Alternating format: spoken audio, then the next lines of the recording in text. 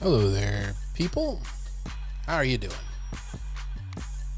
Welcome to Argumentation tonight. Oh yeah, we're back. Time to do another show here. Oh, this is the background I want. Welcome from wherever you might be to New York City. Argumentation, capital of the world. Well, maybe not. Might be DC. Yeah, it could be London. Don't know about these things, but welcome. Glad you're here. Glad you're watching the stream.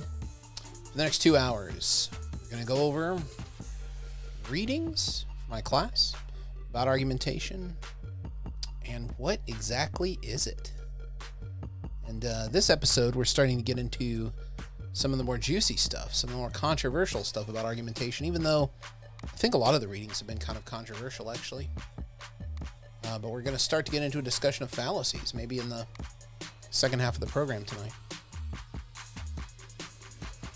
That'll be closer to the 9:30 hour. We're not going to spend a lot of time on fallacies because we have a lot of material to cover on the front end.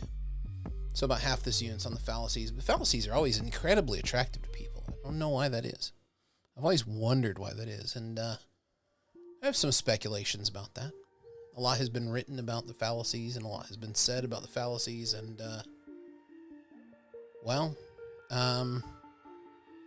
I don't think it's coming to an end anytime soon. So yeah, we'll have to see.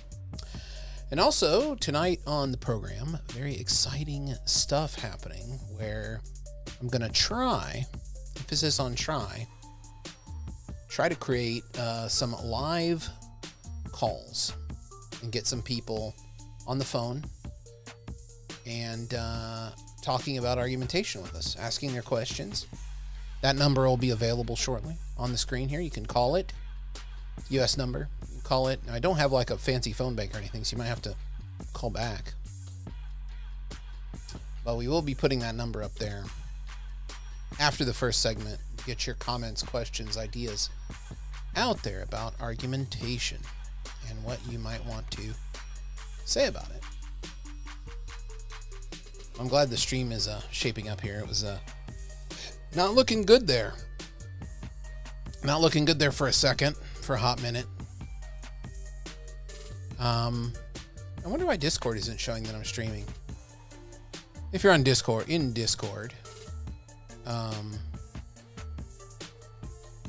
join the stream. Maybe I should share the link. And we can talk about it there if you're in Discord.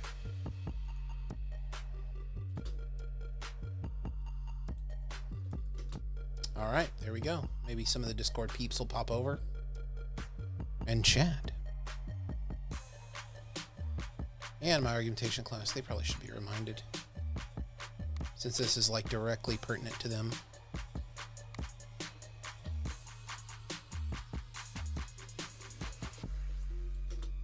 All right, so I think Tuesday night's a pretty good time to do this. Tomorrow we couldn't do it. Tomorrow is the presidential debate. Well, maybe the presidential debate if everybody doesn't have coronavirus. And I made a couple of videos about that this week and put them on YouTube, so you can check those out. More pertinent to probably the thing on most people's mind in terms of argumentation are the presidential debates, but maybe I might have to do another. Well, tomorrow night we're going to have a live streaming of the podcast. I think almost everybody on the podcast crew of In the Ben has agreed to doing a live stream.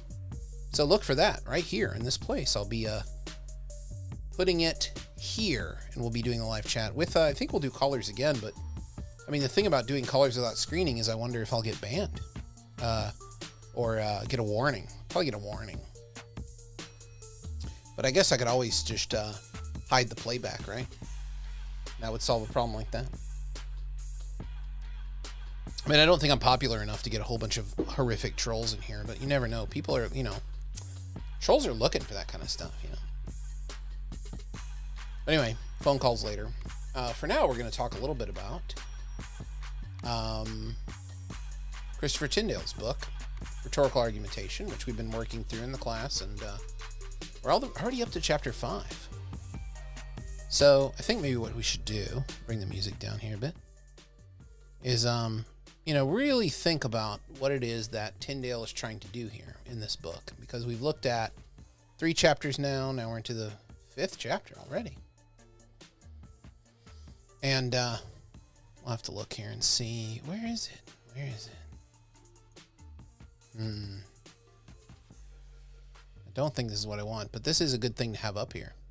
This is the what we're doing for this unit, for Unit 3. It's a lot of readings. So we've got Tyndale's Rhetorical Argumentation, Chapter 5. Deborah Tannen's famous book, The Argument Culture, Stopping America's War of Worlds, bestseller, multiple-time bestseller, published in 1998. When, what would she say today? This was when the world was a lot less argumentatively toxic, and she didn't like it in 98, which I think a lot of people would think was a pretty decent time. And then you've got Gerald Graff's response to her from Clueless and Academe, which I'm not sure how I feel about, but we might get to that tonight. Definitely get through these 2, and then maybe Graff. And then Kenneth Burke, Virtues and Limitations of Debunking, which is a fantastic piece on argument. Really speaks to us, I think. Then the fallacy stuff. We got 2 big pieces on fallacies. And I might kind of give in the last part of the show a little bit of a fallacy overview like I was talking about earlier. But I'm very glad you're here. Very glad you're watching. And why don't we get into some Tyndale and read it together? I don't know how long this is going to take. I don't know how...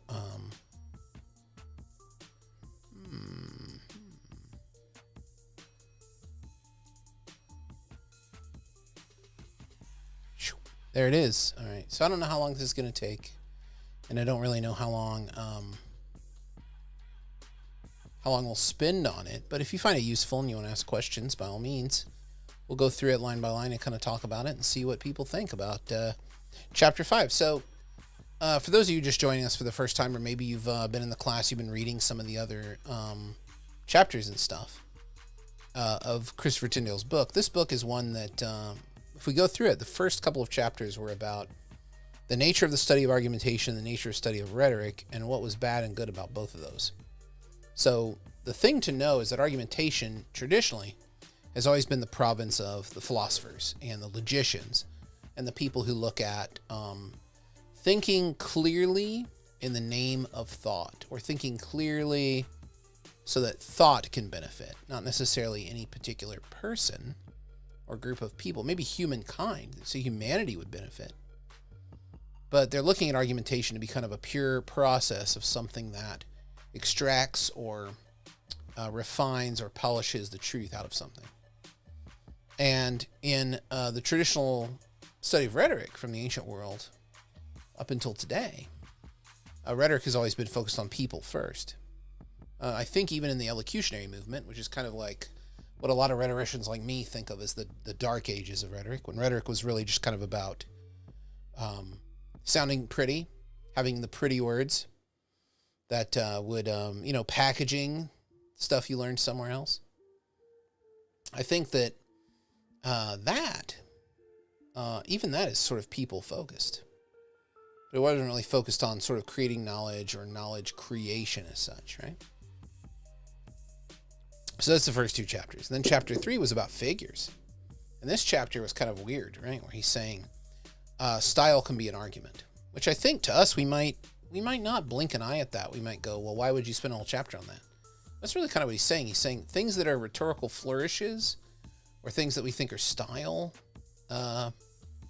arranged around style, those things are actually arguments, or they can be arguments. They're not always arguments, but he's trying to play with this idea that, like he did in the previous chapter, that when you're messing around with words, you're not just changing the wrapping paper on something. You're actually changing the gift inside of it. You're actually creating the thing. And the sophists were quite good at that. He gave the sophists names for some of the things they do in chapter 2. And he talked about how the sophists would reverse things, or start from a point of non-existence and work backwards. And they were being creative. They were creating meaning. They were creating new ways of looking at things, new perspectives. And that shows us the power of rhetoric pretty clearly. to change people's minds, manipulate their thoughts, manipulate how they see the world. And that's why people are kind of scared of rhetoric. But then Tyndale says, well, is this a legitimate way to approach argumentation? And he says that philosophy or traditional approaches to argumentation have always looked at product and process. No, product and procedure. And then process, the other one from Wenzel, is the audience. And they always come to the audience last. And his whole book is the idea of trying to create a theory of argumentation that looks to audience first. Audience is the starting point for the creation of argumentation. It's kind of a bold thing to do, because people think of audiences as pretty stupid, pretty fickle. They're not really sure what they want. They don't make good decisions. They don't think well, things like that. And that's kind of how audiences are generally seen. So he's taking on a pretty big challenge here, particularly with a philosophy audience. So in this chapter, he's going to take on objectivity and the idea of reasonability. So I'll be curious to see what he says. And I hope you are too. So let's get into this, and we'll just kind of read and see what he says here. Oh yeah, and then in the last chapter, he talked about the ideas of Mikhail Bakhtin, who it might have been difficult. Some of you wrote pretty good stuff about Bakhtin.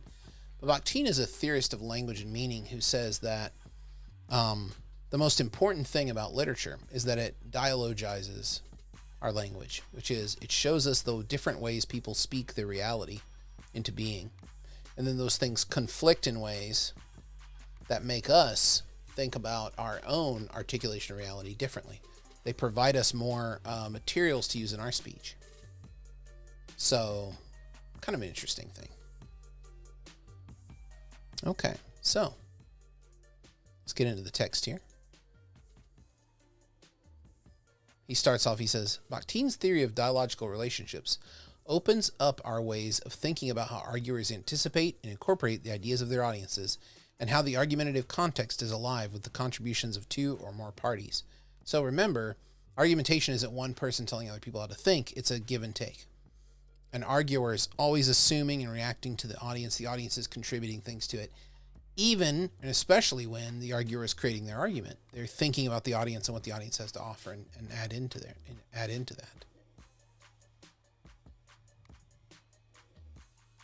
Let's see.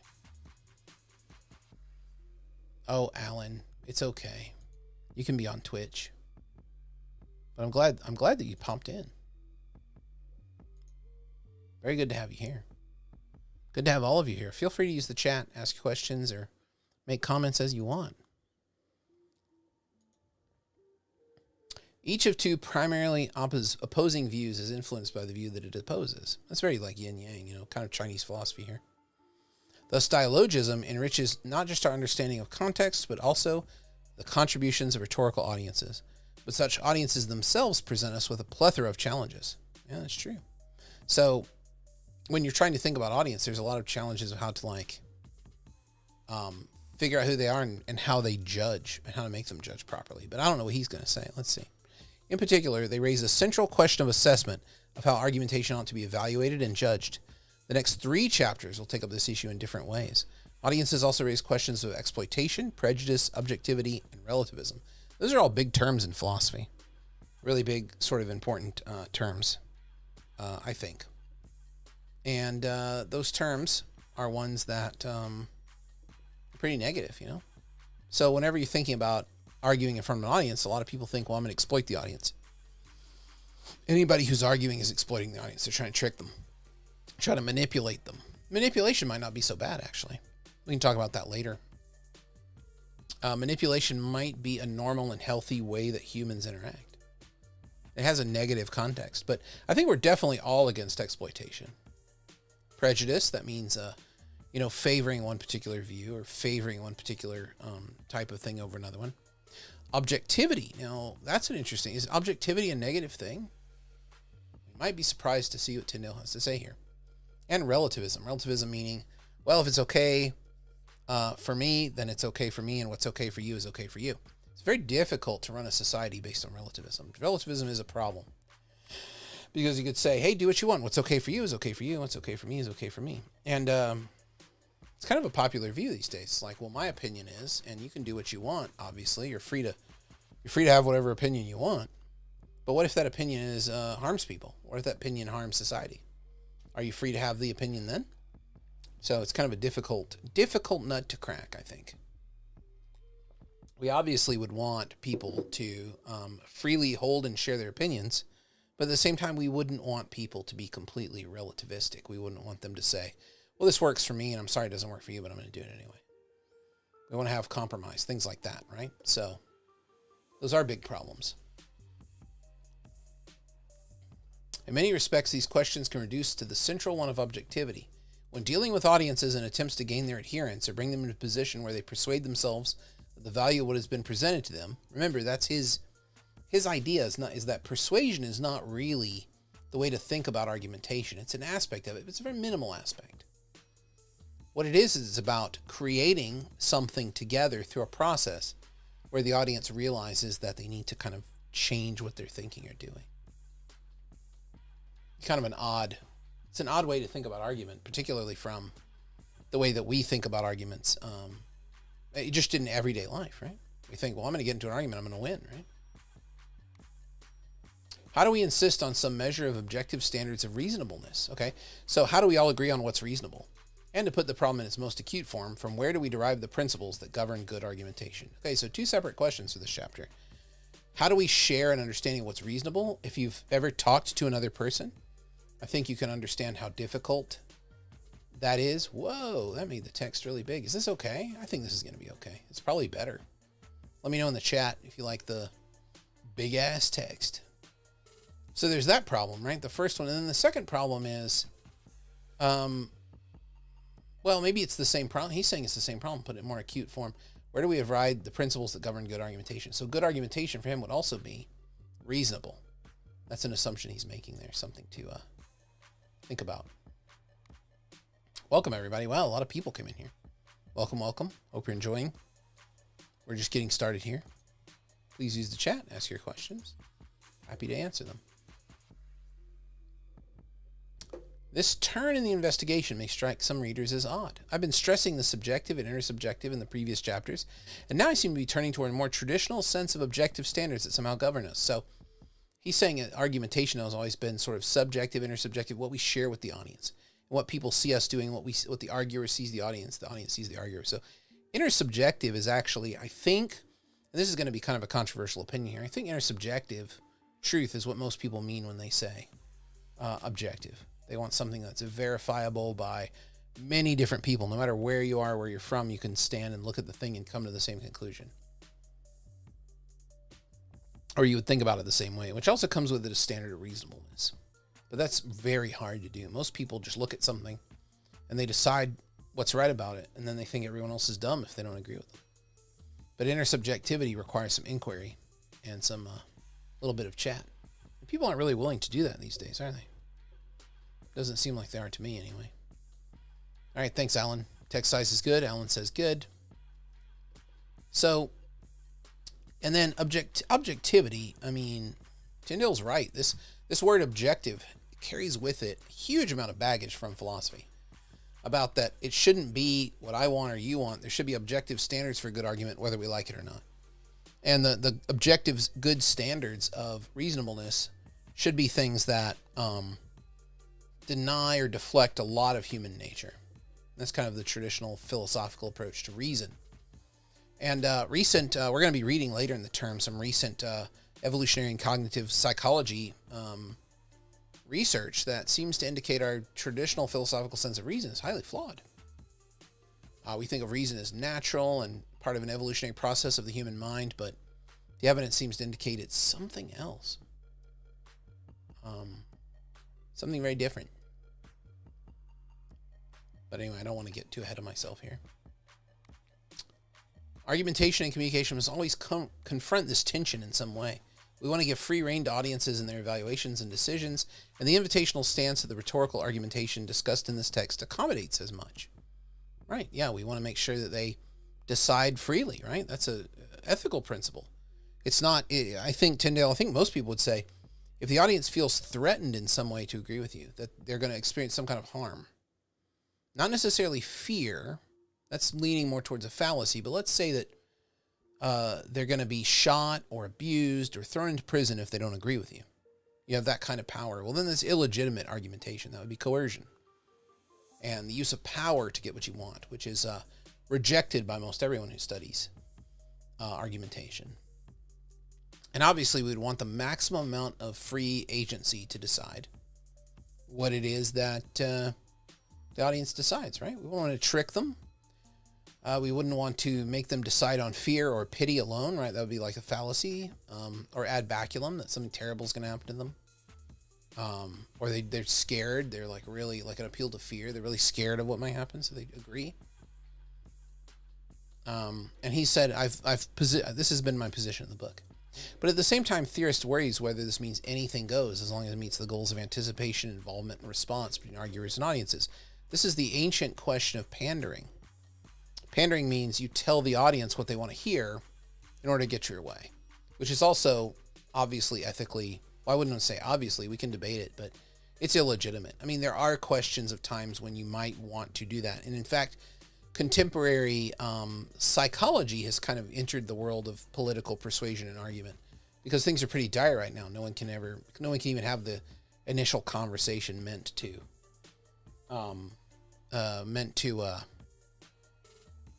start the argument or start the attempt to get people to think.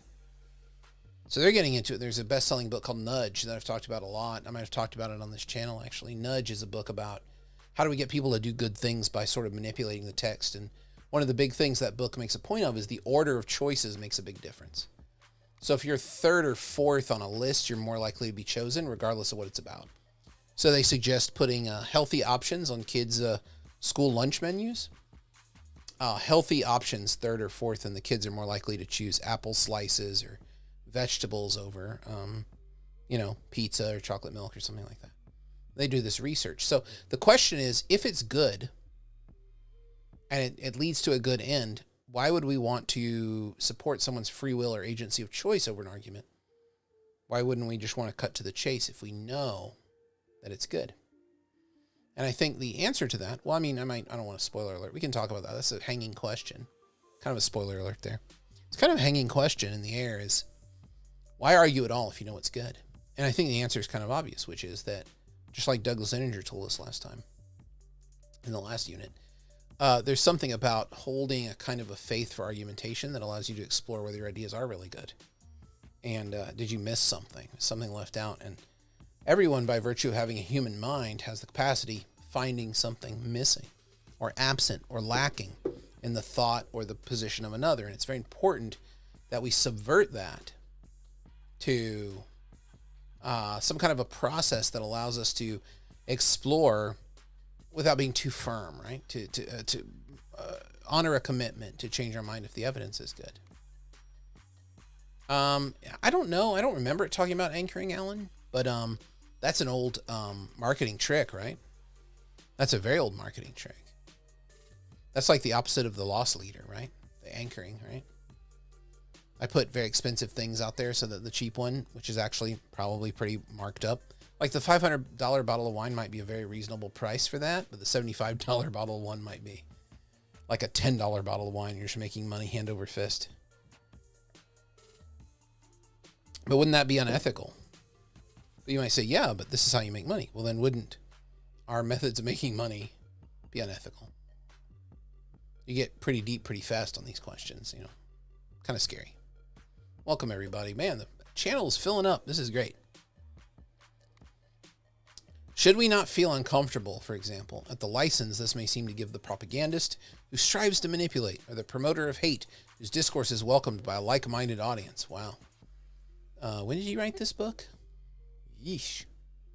Yeesh. That's become my popular response to nasty things. Yeesh. At a certain level, we want to say that some standards of reasonable argumentation must be able to influence and perhaps govern the argumentative situation. But importantly, we want an answer to this concern that is consistent with the model of argumentation advanced here, one that meets the requirements of cooperation and Bakhtinian co-construction. So he wants a model, a way to check and make sure that this model of like what is reasonable accounts for Bakhtín's language theory and the idea that we're all constantly making meaning together by the use of our words. They're colliding, they're spreading out, they're referencing all kinds of different stuff. And that model is language has meaning because of its that we're always speaking to each other and saying things. So when I say something like, tree or dog or something, when you hear it, you're not necessarily thinking of that thing. You're thinking more of every other time you've heard it. And then also in context, we learn to speak to different kinds of people differently. And that's what Bakhtín was really interested in terms of the novel. And how meaning comes out in dialogism and in the utterance. So words don't contain the meaning, it's the utterance. The entire context and scene of who's saying it, where, at what time, about what topic, and how does everybody feel about it. And that's where meaning truly lies for Bakhtín. He was absolutely obsessed with novels, and he thought novels were incredibly deeply political in this respect.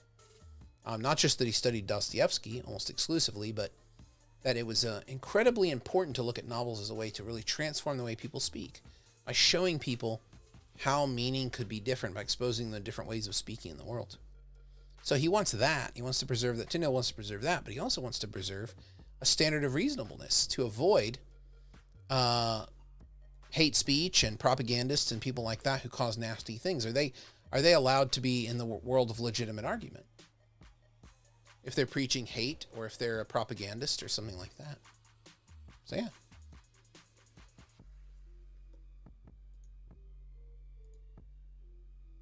Okay. No questions so far. Okay, good. This chapter approaches the above question by exploring some of the different attempts that have been made to put forward standards of reasonableness to help us judge what is right and wrong in situations, particularly argumentative ones. As we will see, standards like the Martian appeal, I don't know what that is, we're going to get to that, are problematic in ways that bring to light some of the concerns we've just expressed. But in studying these, we begin to see what it is we do need. The logical and dialectical perspectives on argument have their own responses to the question of how we determine principles of good argumentation, unsatisfactory in various ways, couched in notions of self-evidence or agreement between parties. But the answers suggested by rhetorical argumentation again show why this perspective needs to underlie the others in any integrated model of argument. Within that rhetorical perspective, Bakhtín's work has its own way of responding to this question, phased in terms of what he calls a super-addressee, who bridges the internal dialogism of a situation and what lies outside of it. Okay, so this is all like foreshadowing for what he's going to do. He's going to argue that even though logic and dialectics have their own answer to what is a good argument, rhetoric has its own answer too, rhetorical argumentation, but that's the one that has to underlie every other concern because it's so important, because it offers this super addressee. Very interesting. I'll explore this idea later in the chapter. In a further twist to the historical development of ideas in the 20th century, we'll see that in its substantial form, Bakhtín's super addressee anticipates the most promising proposal for providing the standard we are seeking, one that has been advanced by argumentation theorists of a rhetorical disposition, namely Perlman and Ulbricht-Titika's universal audience. One of my favorite ideas. Importantly, as we will see in Chapter 6, this standard is rooted in the actual audiences who construct and fully assess argumentation, and thus offers a solution for a tension presented above. So he's really going all out here. He's saying, look, I'm going to come up with a model that solves this. It's actually going to underpin all the other concerns from philosophy about creating a rhetorical or creating an argument standard, an audience standard of reasonableness. And I'm going to do it all, and I'm going to show how it actually is much better, and actually real audiences function this way. This isn't some imagined kind of audience. Real audiences function this way. Kind of cool. Kind of cool. This is the part for popcorn. I don't know if he's watching. As promising as the idea of a universal audience is, it is also notoriously difficult to interpret and apply, giving rise to quite diverse understandings of it. This is one of the most controversial theories, is universal audience, and it's probably one of the most very little written about the original theory, which is funny compared to the amount of ink that has been spilled across the entire thing. Like, talking about universal audience has led to a huge amount of essays, essay after essay after essay, essay after essay after essay across the speech and logic and argument community. So, I just had somebody call me, and I was tempted to throw them into the live calling to be our first caller, but I don't think it's time for callers just yet. We get a little bit further, then we're going to have some callers. So if you want to call in, talk with me, talk about rhetoric argumentation, that opportunity is coming up. I think that person was just calling me to chat. I'm getting ahead of myself. No really adequate explanation of this idea has been yet forthcoming. Okay, yeah, because it's like a page long in the original theory, and everybody just went nuts about it. And everybody's been writing about it. So Blair and Willard have critiqued Tyndale's articulation of universal audience, which I think is one of the better articulations of it. The universal audience is basically, who is it? Do you have standards for who you're imagining you're writing or arguing to when you're composing your argument? When you're writing your argument or you're creating your argument, what is it that you are, who is it that you're imagining you're speaking to? And is that an ethically constructed audience in your head? That's what the universal audience is. That's the best way I can define it. But I think it's probably also an inadequate definition of universal audience.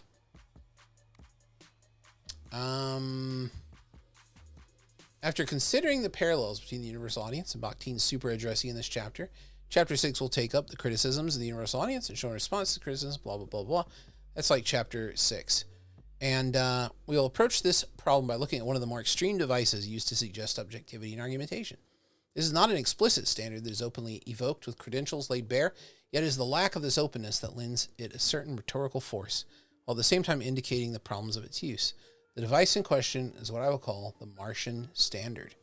Okay, so now he's going to get into the part. He always has the same layout in every chapter, you might have noticed by now.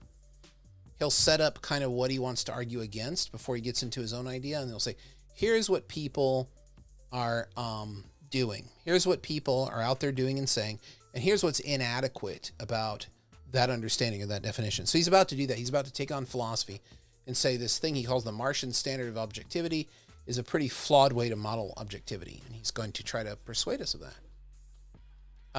Alan asks, can you say that definition one more time? Yeah, sure, I can try. So the universal audience is when you're putting together an argument, or you're putting together a case, or you're putting together some kind of persuasive text, and you're writing it and you're working on it, who is it that you're imagining you're speaking to?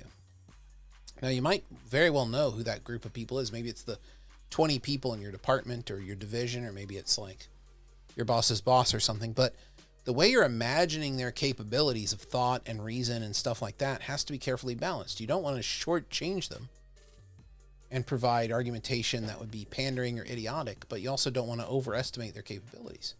So the universal audience is, how do you create a standard of audience modeling that would help you make ethical arguments that are also persuasive?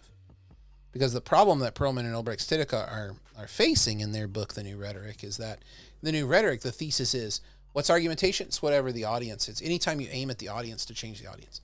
Okay, well, you're going to run into a lot of perspectives with legitimacy there, lots of problems with that. Because if you just say, well, whatever works in the audience goes, you don't really have much of a stop on pretty horrific kinds of forms of manipulation, right? So the universal audience is their attempt to say, well, you can create kind of an ethical backstop for that problem if you think about the terms and the ways that people actually reason in the world, and you speak to that rather than the people who you know you're speaking to, even if you think your boss is the dumbest person on earth, or the board of directors is super stupid, or whoever it is you're speaking to. You still want to make arguments that kind of raise the bar a bit, because that would be ethical. But you don't want to do just a pure argument at the highest levels of thought, because then you will lose the audience, right? So it's kind of a compromise between, people would hate me saying this, but I'm going to say it anyway, and here's it on record. It's kind of a compromise between this like philosophically pure kind of, my dedication is to reason and to logic alone, versus a kind of a pandering, manipulative, like, you know, whatever they believe, I'm going to roll with it and make it work, like a pure, like kind of comically sophistic attitude towards the audience. So the universal audience is an attempt to solve that. And it's one of the most interesting ones, because I can show you the page that it's on. I might do that after the break here, and show you the page it's on and show you how little they've written about it. It's like 2 facing pages, like, and then that's it. And then everyone wrote tens and tens and tens and tens of pages of stuff on Universal Audience. And Popcorn Classic and I, Rhetoric Prof here on YouTube, we go back and forth on Universal Audience all the time. And I think we're going to have to do some kind of a joint video where we discuss it and go through the literature together. I think that would be a lot of fun. I'm a big fan. He's not such a big fan, but I think he will. I think he'll become one. Okay. Back to the text here. How Martians reason. On the morning after the announcement of the government's financial statement, an economist on a radio show proposed the following. If you came to this country from another planet, would you think that you would think the debt had been eliminated? This was by the way of commentary, criticism even. The reference to someone from another planet might amuse us, but why has the speaker chosen to phrase things this way? What role does it play in the discourse? So here's Tyndale taking on the perception of rhetoric that when people say things, they're not throwaway things. They're always saying things in an attempt to bridge the gap between what they want and what they know and the audience and the audience's position or attitude towards what they think and know. So in rhetoric, it's very, very rare, unusual to think of a phrase or anything in a speech as throwaway. Another example from a Canadian magazine article gives more details of the device and what a visitor from Mars would discover. Fotheringham, do you think that's how you say it? Fotheringham writes, a visitor from Mars, you see, arrives in Canada and can't figure out this debate on whether Quebec is going to separate or not. On examination, the puzzled visitor would find ... Fotheringham then proceeds to detail the number of high Canadian officials who hail from Quebec, gives his version of the country's history from 1759 to the current political situation in the country, in which the leader of the Federal Conservative Party was being pressured to resign and take up the leadership of the Liberal Party in Quebec and oppose the Parti Québécois government in the next Quebec provincial election in order to, quote, save the country. He concludes, the visitor from Mars would find this a very funny country. The visitor from Mars would be right. Again, why has Fotheringham chosen to draw on this device? What advantage does he see in it? Or is it just a flowery image to give his prose character? Now, we know that's already kind of a loaded statement because we know Tyndale full well doesn't believe that there's such a thing as just flowery images. There might be some, but we should automatically be suspect of any kind of flowery device or image as just being decorative, that there's argumentative power in these things. And I think he's saying, why are people taking on this perspective of an alien to get perspective on these public debates? What does it do for the audience? What does it do for the argument? What is it, what's the benefit here? Other examples reveal similar features. Consider the Los Angeles Times editorialist who observed, after the O.J. Simpson verdict, that a Martian would wonder about the state of the American justice systems. Or the column by Davis in Britain's The Daily Telegraph that begins, if Martians landed in California, apart from feeling at home, they would think that cigarettes were deadlier than cruise missiles. Yeah. Well, they might be. But do we need a Martian to tell us that? Such discourses should lead us to wonder how these Martians reason and how the person making the appeal is in a position to know. And that's a great question. Like, how would we know what an alien thinks like? Now, in NASA, they have a whole crew of people who are called astrobiologists. And what they do is they try to imagine, based on hard science, what alien life would actually look like or be like, or whether communication would be possible at all. And the famous astronomer from Cornell University, Carl Sagan, often said that it's very possible that if we do encounter alien life, they'll be so multidimensional or we won't be able to communicate with them at all. So it's just as well, it would be just like not discovering them at all. They'd be too alien to speak to us or just totally uninterested in us as they whiz by on their way somewhere else in their super fast, amazing ships. So yeah, how would they be in a position to know? In almost every case, we find it used in the context of a critique, usually characterized by strong disagreement. No one with only a mild complaint sees need of this device. It is an argumentative trump card played down on particularly serious occasions. So he's describing when you find this alien rhetoric, this rhetoric of like, well, a Martian would think, this kind of device. Here's when it happens. It's always in strong disagreement. It's always very serious. It represents an expression of shock or puzzlement, the observation of absurdity. But the reasoner or speaker doesn't explicitly make this expression or observation. While they are presumably prepared to be associated with it, they solicit the agreement of another perspective. Hence, the criticism itself is transferred to the Martian or alien perspective. So even though they agree, they don't want to make it their position, they make it the Martian's position, the alien's position. Instead of just saying, I think, they say, a Martian would see this as. This gives it a rhetorical force. There we are, right? We knew that this was coming. It emphasizes the complaint. The implicit claim that X is wrong is made in a more powerful way through the mustering of this support from these fictional beings, right? The economist believes that the government is on the wrong track in its fiscal policies, that they don't make sense. We see this because the person from another planet can see that the policies do not make sense. Fotheringham claims his is a very funny country because the visitor from Mars would find it so. Now that's very weird. The human would find it a funny country because the Martian would. And it's like, I wonder where the assumption is or what the warrant is, Toulon would say, about why we'd be able to recognize similar humor even between aliens, right? The clever circularity of the reasoning is hidden by the device used. We are quite distracted by it.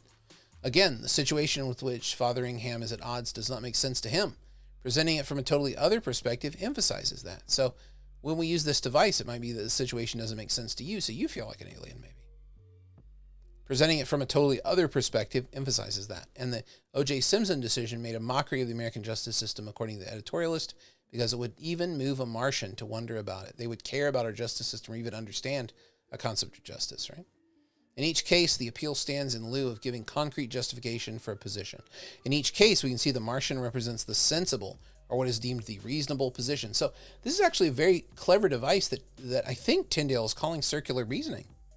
And circular reasoning is a fallacy that is a very popular one, where we don't learn anything about the proposition after we hear the arguments for it. The arguments are just reworded formations of the proposition. So this is a very strange country because a Martian would find it a very strange country. Something like that would be circular, right? We wouldn't learn anything more about the argument for that. So he's basically calling this a fallacy. I think that's pretty harsh, pretty hardcore.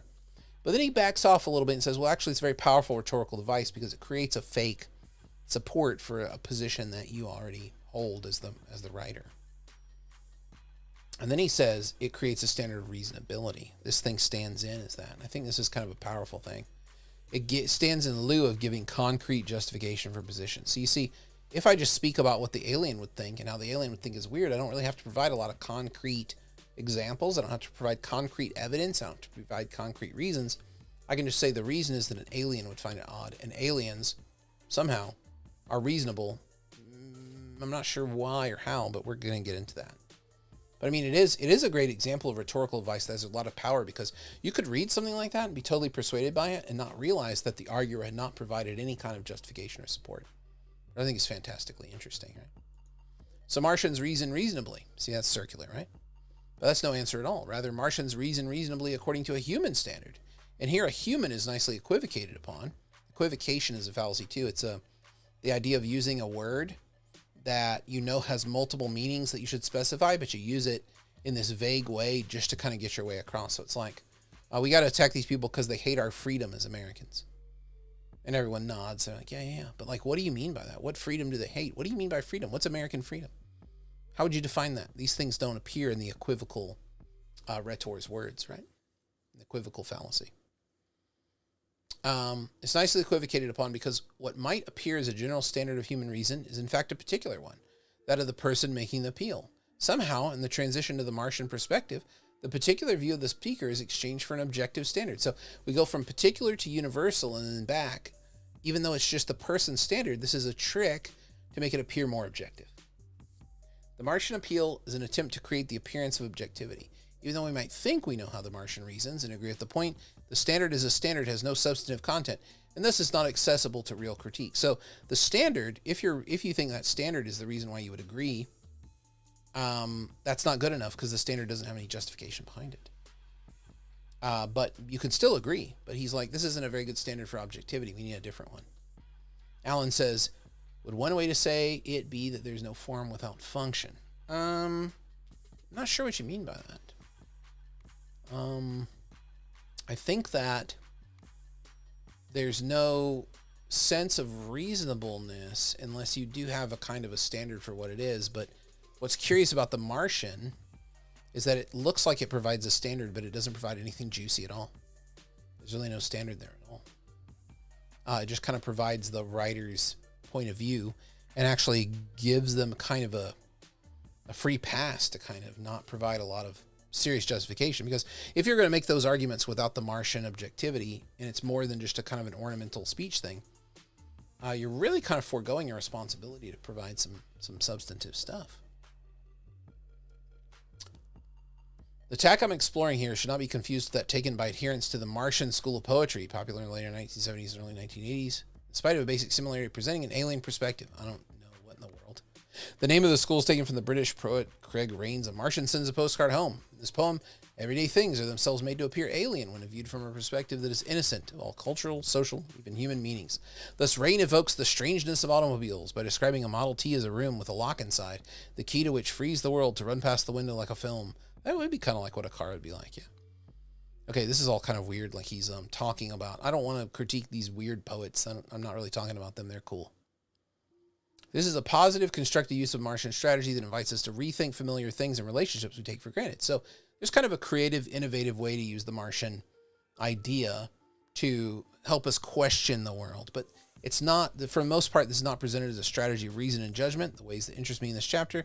It does show that not all Martian appeals, N-A-M-A, NAMA, not all Martians, are not as negative and deceptive as might be implied here. As has been noted often in earlier chapters, every audience has a set of beliefs and presumptions the speaker or arguer is wise to take into account, inviting them to reason to a specific conclusion or position. In a deeper sense, we might allow their underlying truths that are shared by audiences. So he talked about this before, the idea that there's certain experiences or things about the world that audiences will share, and you just have to go down deep enough to kind of find them. When you're on campus, you're dealing with a student audience. It's not that difficult to find what's in common between students. But when you just have a meeting in Flushing or in Manhattan, it's, besides being New Yorkers, very difficult to figure out what that audience might have in common and how to appeal to it. Oh, about flowery language, Alan? Okay, so, I don't know. Tyndale's position is that flowery language has argumentative power. It's quite a serious part of language. And the traditional view is that's just ornament, or it makes your truth more appealing. It's like parsley or some kind of plating. But I guess that's kind of a bad example because every chef in the world would say plating is vital to the enjoyment of the dish for them to actually understand or get the flavor out of it. It's absolutely vital. So, I don't know. Could be.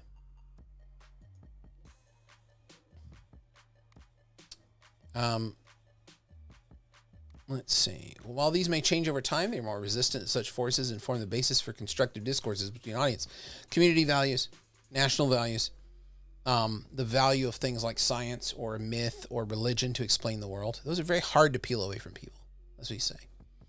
When a speaker or arguer interacts with an audience, the question of what is reasonable in any case must surely arise.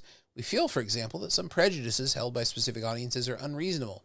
That is, they are not well grounded or justifiable in the sense that holders cannot give an account that would gain a sympathetic review from others. Likewise, the speaker or arguer will be judged according to some similar standard of what can be justifiably supported. But this really just pushes the question farther back. What grounds such a standard of justification? That is, to repeat the question behind this chapter, from where do we derive a standard of reasonableness that we take to be objective, such that it can be used as a measure in judging the merits of argumentative discourse and will be widely recognized as such? So he's really looking for like some kind of a guide or a rule that would say, hey, how exactly are we going to know that argumentation is good? He wants a rule. As we saw in chapter 1, Johnson, he likes to beat up on Johnson. I feel bad for the guy. He's like, Johnson's book is okay, but not good enough. He's not quite good enough. He hasn't quite made... It's like being that kid where your dad is like, that was pretty good, son, but not quite good enough. You could do better. He just beats up on him all the time. Poor Johnson. Argues that the standards of good argument can be determined by looking at the behavior of the best practitioners of the enterprise. Johnson's ideal of best practitioners is philosophers and logicians. These are dedicated rather than casual participants in the practice. They set the standard. By contrast, the casual practices of everyday arguers and their audiences are secondary. Johnson believes that philosophers produce not just better arguments, but products that more truly reflect the nature of argument. So this is that philosopher kind of fetishism here, that not only do they make good arguments, they make the truest, most best forms of arguments no matter what they're about. Some kind of access to purity or some kind of pure nature. It's like, well, I don't really get it. It's like, well, that's because you're not smart enough to understand philosophy. Oh, okay. But it's good. Yeah, it's good. Okay. And it's kind of the opposite view that rhetoricians take on these things. If people don't think the argument's good, it's probably not good. And if they think it's good, it's probably good. But you can see the ethical problems that lie in that kind of... I mean, there's problems in both judgments, but rhetoric usually gets beat up a little bit more about that. because of how fluid it is. People don't like it. People want to really know the truth and know the facts, and it's killing us, really. And he draws the analogy between the project of recognizing and appraising arguments and what goes on when we reflect on the paintings of skilled artists or the novels of the better novelists. But as I noted earlier, while we may agree that philosophers produce the better arguments generally, I don't know if I agree with that, and recognize exceptional novels, I think we can find common ground on that probably more often than we can that philosophers produce better arguments. They usually produce a lot of arguments that are difficult for most people to understand unless you're a highly trained specialist with a lot of time on your hands. When we are interested in the nature of the novel or of argument, surely it is important to look at the range of things that pass for each, rather without prejudging what is central and what is not. I leave aside the more thorny question of how we decide philosophers produce better arguments without already having a standard to assist in such judgments, right? So it's hard to do unless you already know what the standards for good philosophical argument are. You're not going to get very far with that argument. But when we're interested in the nature of a novel, we can also look at the range, like what has qualified as a great novel before? What does a great novel contain? And these are ways that we can create standards for good arguments, right? And these are subject oriented, right? So we're getting there. Perlman and Ulbricht's Titica talk about the ways an elite audience can supplement the universal audience for many thinkers. But the two audiences are quite distinct, since the elite audience lacks the commonality of the universal audience. So the audience of philosophers would have a very different way of looking at arguments than the universal audience would, which is more commonality-like. It includes the people who are actually right in front of you, instead of them watching you argue to some fictional philosopher audience. But I mean, there's some people who make a lot of money doing this, right? Some people who do this as a bit of a show, right? And people pay them a lot of money to watch them do this, right? Yeah, right. Plating. Is there no form without an underlying function? This is like Buddhist philosophy too. It's like, what is it in the Heart Sutra? Form is emptiness. Emptiness is form. Right? So emptiness has a form. Like you can't escape from form. Emptiness has a form, and form has emptiness, an empty quality to it. Form doesn't mean a lot. Right? So both of those things are true and they're contradictory, but that's like a point for the inventing of Buddhist discourse in the Buddhist sense. He gives a whole sutra about it called the Heart Sutra. But yeah, plating. Is there no form without an underlying function? Is there any function without an underlying form? We could reverse it and get into that kind of Buddhist discourse there.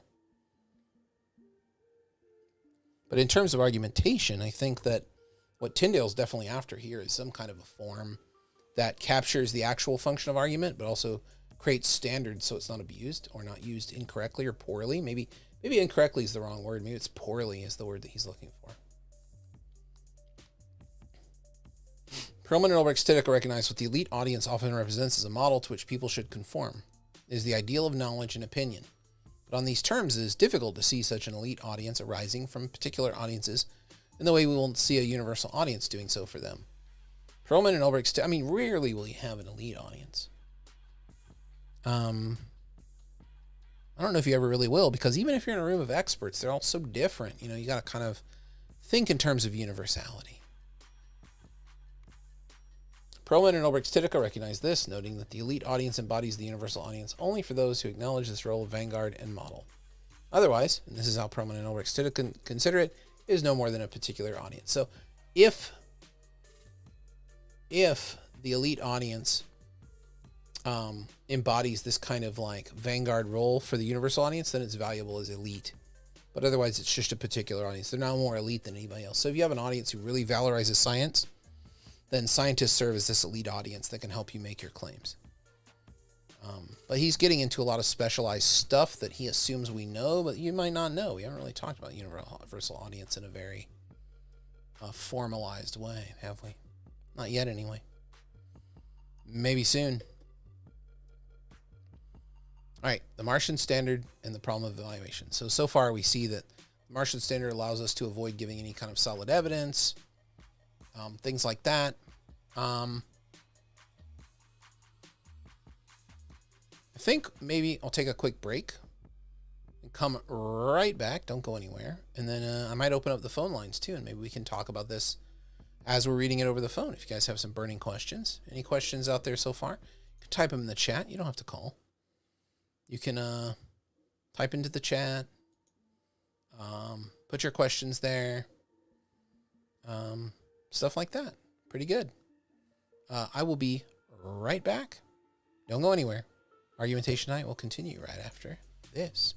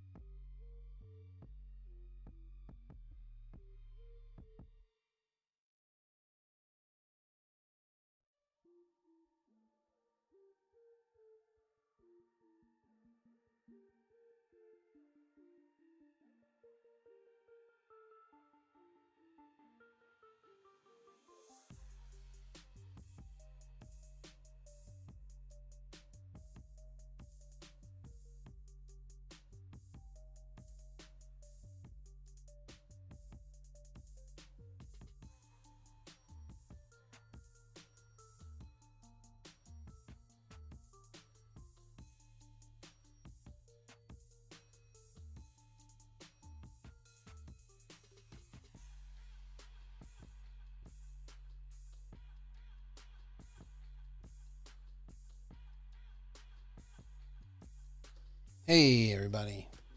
We're back. That was a short break. Hope you didn't go too far. I didn't go too far. I just need to get some water and, use the bathroom, all that good stuff. That's probably not what you want to say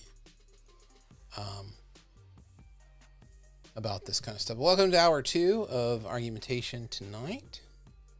I think I'll throw the old phone number up there. And maybe we can,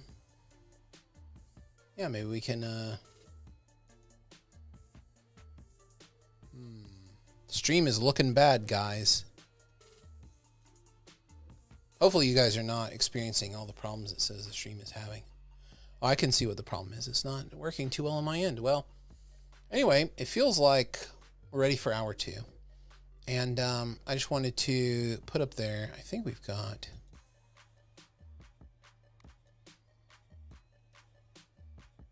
Let's put up the phone number for callers.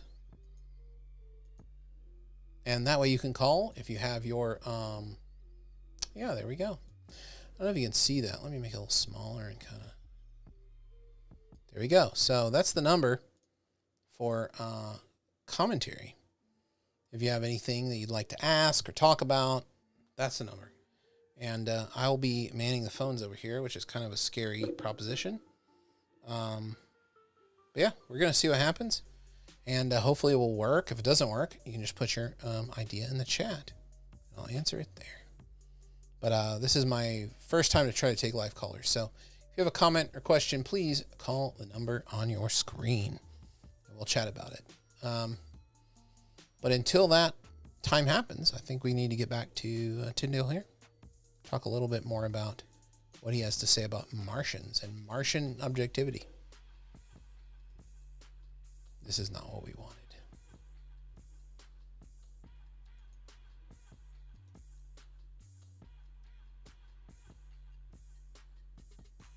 What happened? There it is. Okay, good. So anytime I step away for a break, the computer kind of likes to screw with me a little bit. I don't really understand why that is.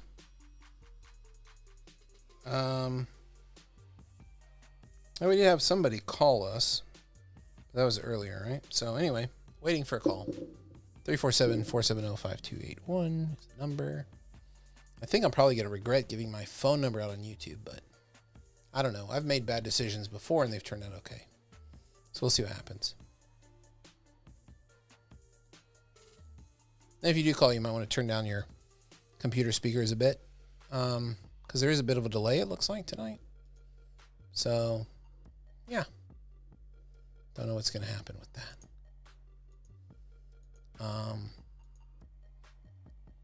We do have a bunch of people joining us in the past. They're watching, but they're kind of delayed in the past too. So it's kind of an interesting feature of the stream, I think. All right, so let's get into this. The Martian standard and the problems of evaluation. Johnson's standard of philosopher logician says the merit of being recognizably objective, even if we might disagree about what features make up that objectivity. So they have a standard. They have a very strict standard of what counts as a good argument in philosophy. And that standard is going to be adhered to no matter what. And you have to go through a lot of professional training to meet that standard. And it's obviously objective. Nobody has their own interest overseeing somebody else's. This is the way it's supposed to work, right? The Martian standard is not so obliging. It's not as good. It stands as a subjective first-person perspective masquerading as an objective third-person one. Why is it employed? From what has been said so far, I can make the following suggestions. 1, it masks the circularity. We talked about that already.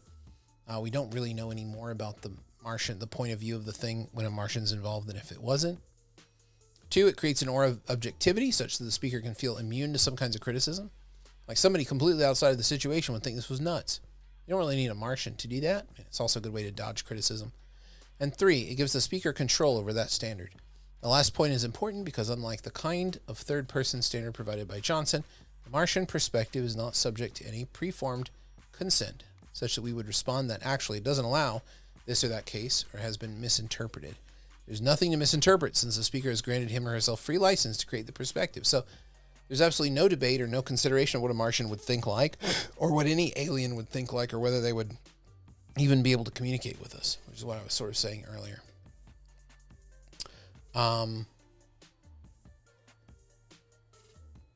As it happens, the Martian appeal is just a subspecies, although an admittedly strange one, of a general strategy reasoners employ of appealing to third-party objective sources to support their positions. As a strategy of argumentation, it has close affinity with the appeal to authority. Now, appeal to authority is a classical fallacy as well, which means that somebody in power said it was a good idea, so let's do it. That's typically considered a fallacy. It's not a good reason to do something because an expert or an authority figure said that it was. But, like all fallacies, it's not really. I mean, the big spoiler on fallacies is fallacies assume argumentation as these rules. But fallacies are really kind of attempts at making rules for argument themselves. They're not something that a natural process of argument has eliminated or lost. It's not that at all. Instead, what it is that they're really trying to make some rules. One of the older and perhaps more ill-traveled forms of argument, the appeal to authority, is the simple strategy of using the say-so of recognized authority as evidence in support of a claim or belief. I call this ill-traveled because for many people, the appeal to authority has been judged inherently fallacious. Be wary of the argument from authority, warns Sokol and Brickmont in their attack on intellectual imposters because it encourages a mental laziness where we allow others to do our thinking for us. Textbook treatments have argued successfully that such appeals can be reasonable if they meet certain criteria. Obviously, right? Like sometimes an authority is exactly who you need, sometimes not. It makes sense to me. It's not always fallacious to rely on an authority. For example, the authority's credentials must be stated. Those credentials must be relevant to the claim or the case in question. The authority must be free from bias in the case.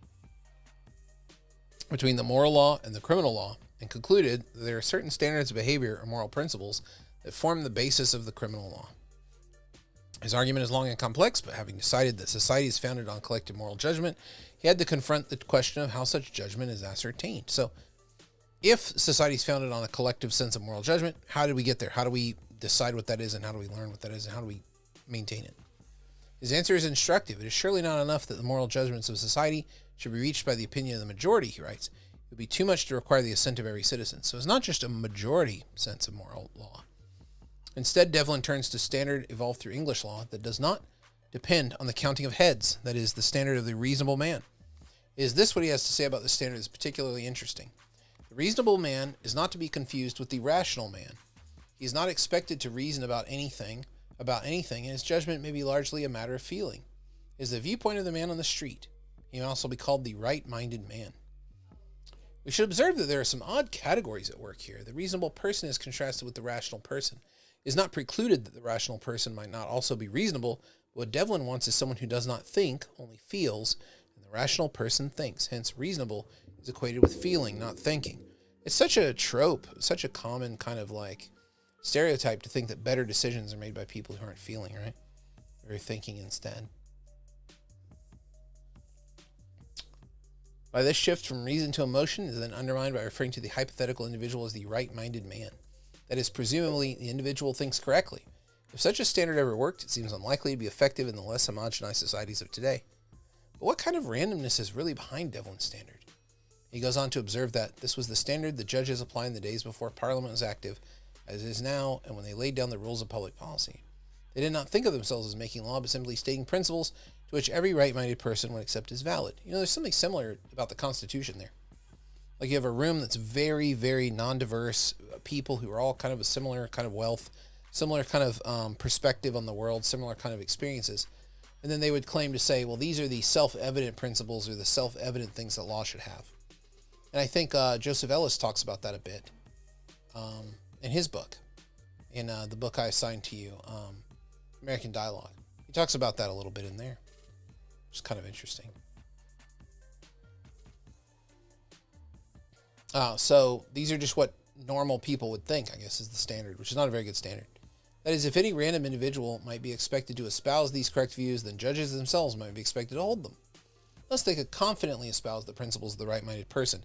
Anyone who disagreed would prove themselves, by virtue of that disagreement, not to be right-minded. So if you disagreed, you're not right-minded, you don't deserve to be a part of society or make decisions. Something of this circularity pervades Delvin's treatment of the Wolfenden Report and its recommendations, which he takes to be wrong-headed because they try to establish a sphere of private morality. Delvin recognizes only the public domain, which gives his standard its currency. Thus, in the context of Delvin's argument, when we ask how the representative of his objective standard reasons, the answer depends on the kind of access Delvin has to the source and his accuracy of interpreting it. Immorality is what every right-minded person is presumed to consider to be immoral. This reasonable man would appear to be a Martian. So this is how the Martian case happens without particularly being a Martian. Like, this is my point of view, but I'm going to put it into the idea of somebody you think is objective and create kind of this fake figure, have them say it. And then that really lowers the burden of proof on me to prove my case. The context of critique marked by strong disagreement, an underlying circularity, an aura of objectivity that immunizes the speaker from criticism. As far as we can see, control of the standard lying with the speaker. So the speaker is the one who interprets what the Martian or the objective or the rational person would say. The authoritative voice here can take on a frightening aspect, and I don't want to speculate too much on a general propensity to do something similar. That is, to assume we are representative of how others generally think, even though such a propensity contradicts our pride in our own individuality.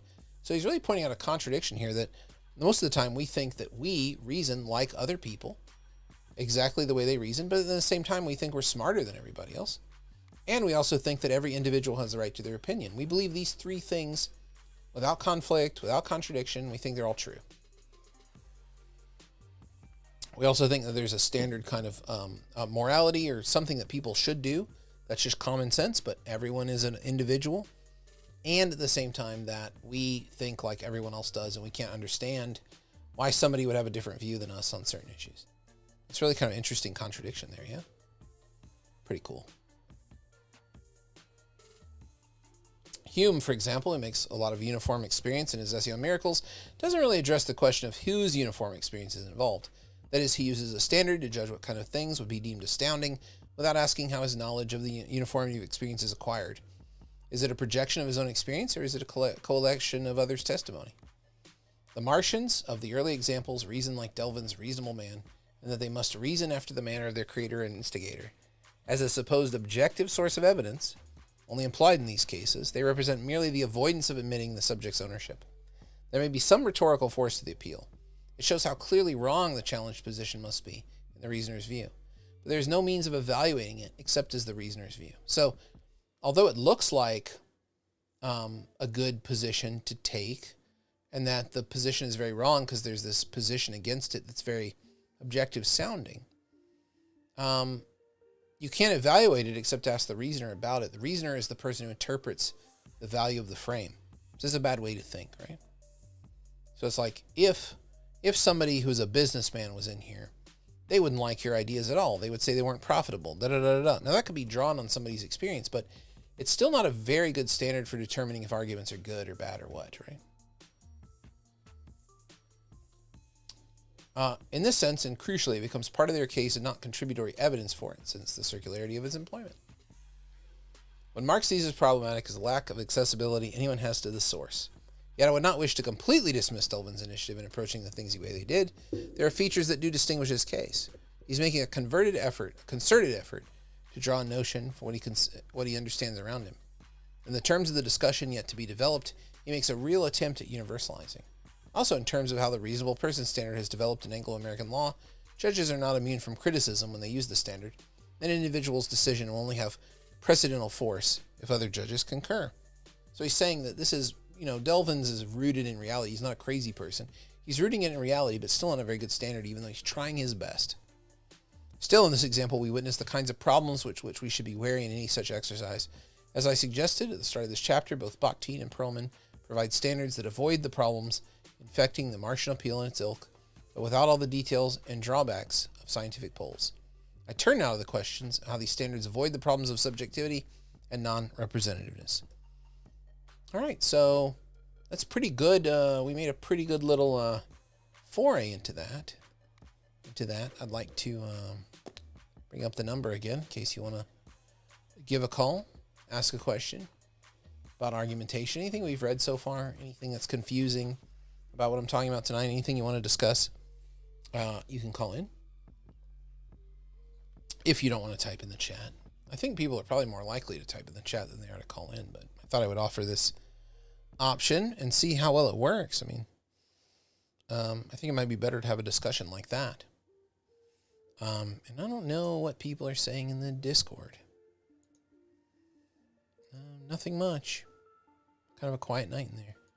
I might pick the wrong night to do the stream, People are busy doing stuff. I don't know what.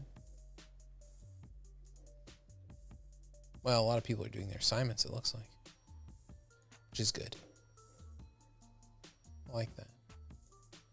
I mean, I am a teacher after all. I kind of like that. Kind of decent. So anyway, yeah. Give a call. Let me know your thoughts. And if you want to chat, there's the number. I think I left it up there long enough. And hopefully this thing will ring or something or alert me in some way. Yeah.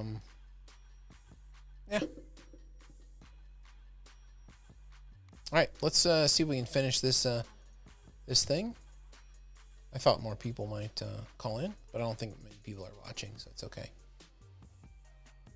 Okay, let's talk about the super addressee, which is kind of a cool concept, so I'm excited to kind of talk about this. And this should probably consume the last of the stream time tonight. Bakhtin's super addressee. Bakhtin's dialogism seems to recognize two types of audience. One, the immediate and personalized audience. The other, more abstract. To the speaker and respondent, first and second parties, he has a third consideration. Each dialogue takes place as if against the background of the responsive understanding of an invisibly present third party who stands above all the participants and the dialogue partners. The third party has a special dialogic position. This isn't a real person. This is an imagined relationship. So have you ever had a time when you're speaking to somebody about something and you imagine how you would say it powerfully in front of a group of people, or speaking in the way that society would make it concerning and persuasive. It might be kind of cool to imagine the super addressee like that.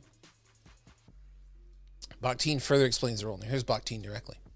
In addition to this addressee, the second party, that's the person you're trying to persuade or trying to get your argument across to or create this process of shared meaning. The author of the utterance, with a greater or lesser awareness, presupposes a higher super addressee, third, whose absolutely just responsive understanding presumed, either in some metaphysical distance or in distant historical time, the loophole addressee.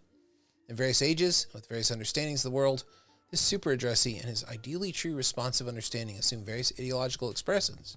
God, absolute truth, the court of dispassionate human conscience. That's a really funny phrase. The court of dispassionate human conscience. Yeah. The people, the court of history, science, and so forth. So now Tyndale's going to explain it, but what a weird quote, right?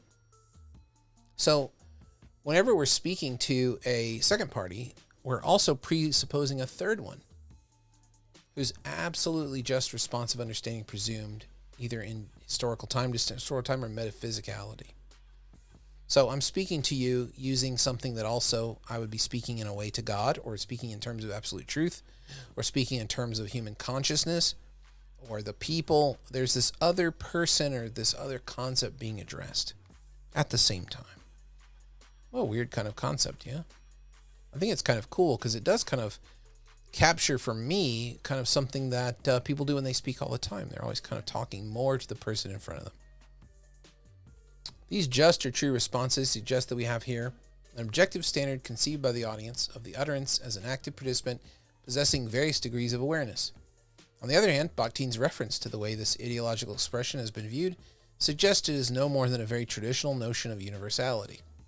Yet a reliance on such a traditional model seems inconsistent with what he understood of Bakhtin's project. So he's not just trying to create some kind of notion of a universal kind of meaning for arguments or for speech.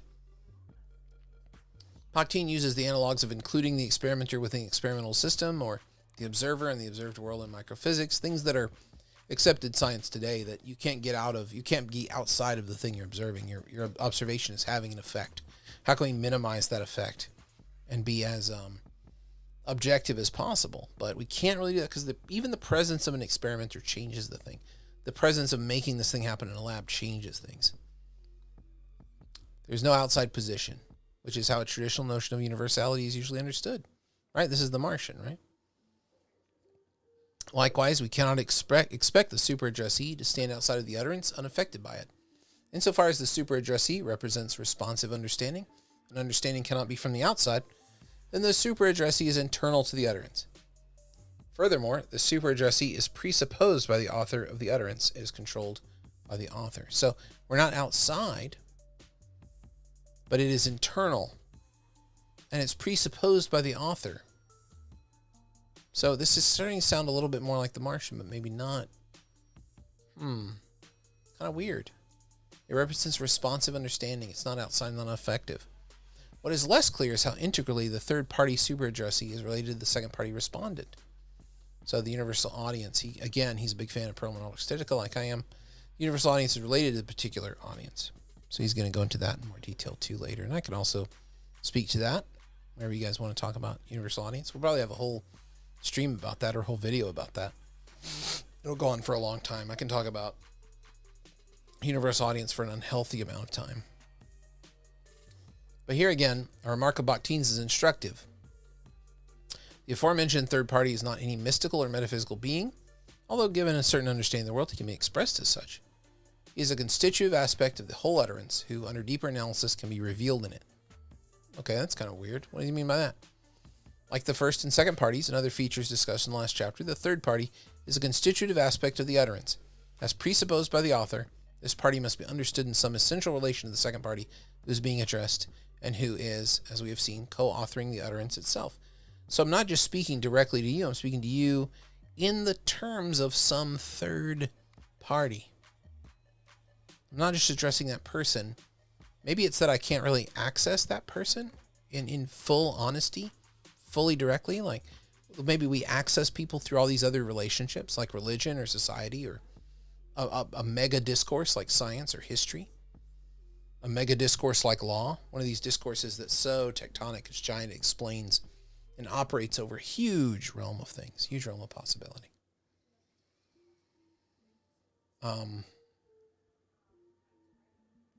It's never just to the second person from the first person. It's also to this third person, this super addressee. Later, Bakhtin makes two important qualifications that further clarify the ideas involved. In the notes of 1970-71, he introduces a more restrictive sense of the third party.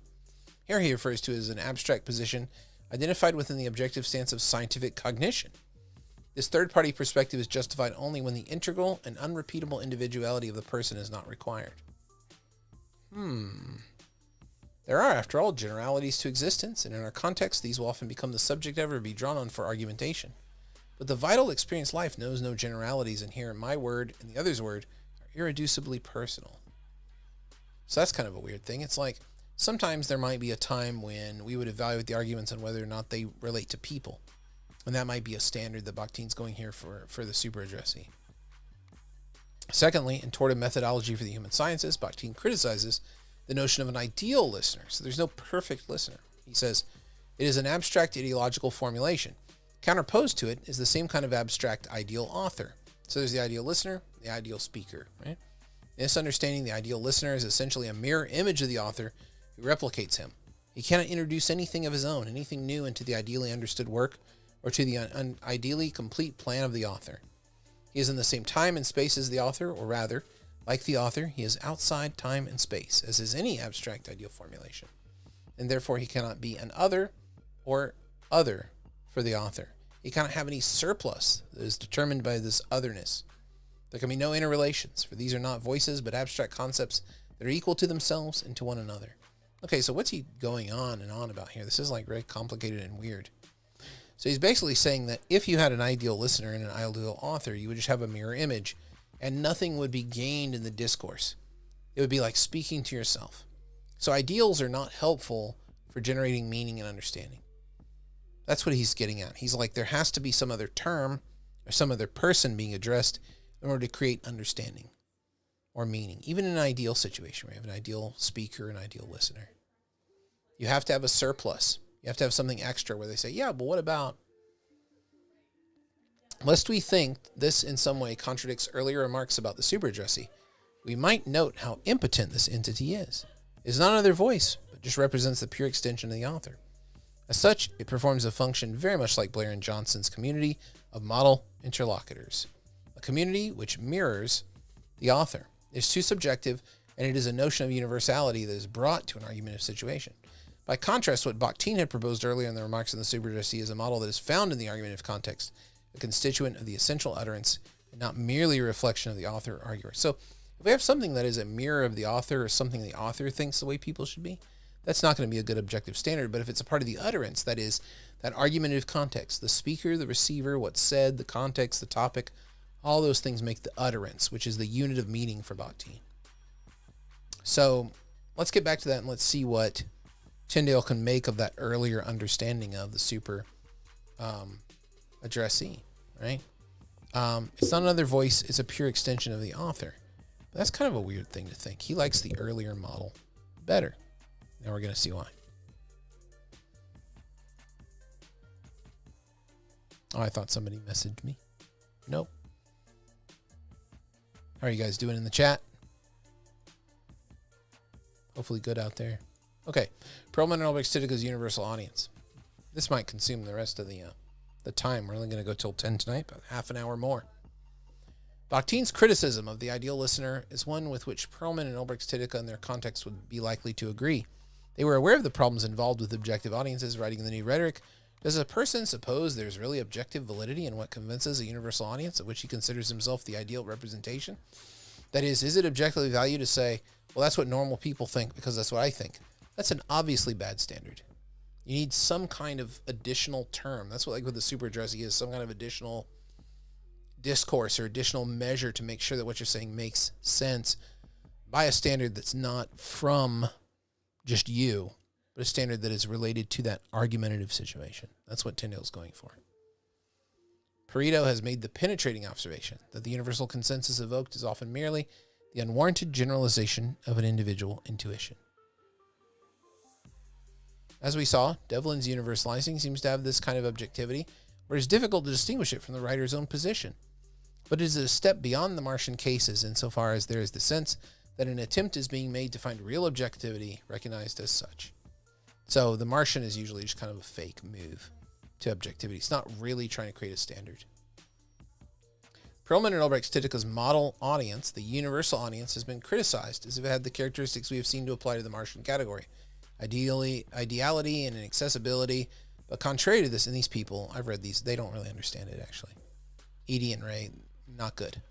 But contrary to this, it actually has the best kind of objectivity we can hope to achieve in such situations. Now, keep in mind that the objectivity that's being talked about here is the new objectivity. That is this idea of like, can we, under Bakhtin's terms, find a standard of objectivity within the utterance that allows us to evaluate the quality of arguments without being outside of them, since we cannot be outside of discourse, we cannot be outside of argumentative situations.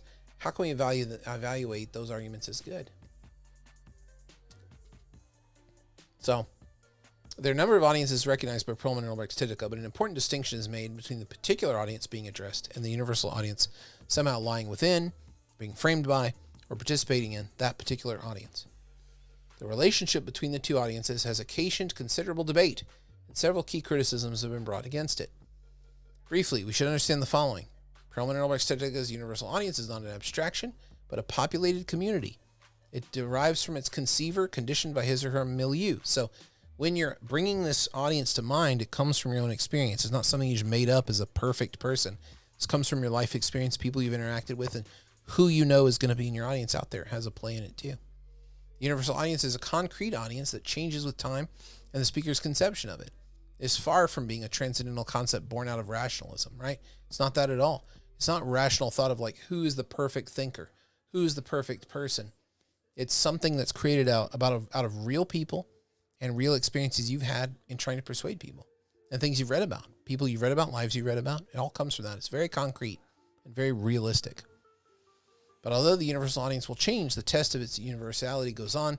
It transcends a milieu or given epic. Okay, so that's kind of weird, right? So what do they mean by that? I think they mean that everybody creates these things. So the universality of these arguments go beyond and beyond and beyond, even though they're made out of concrete, individual kind of stuff. While being a hypothetical construction, the universal audience is not, on this reading, an ideal model.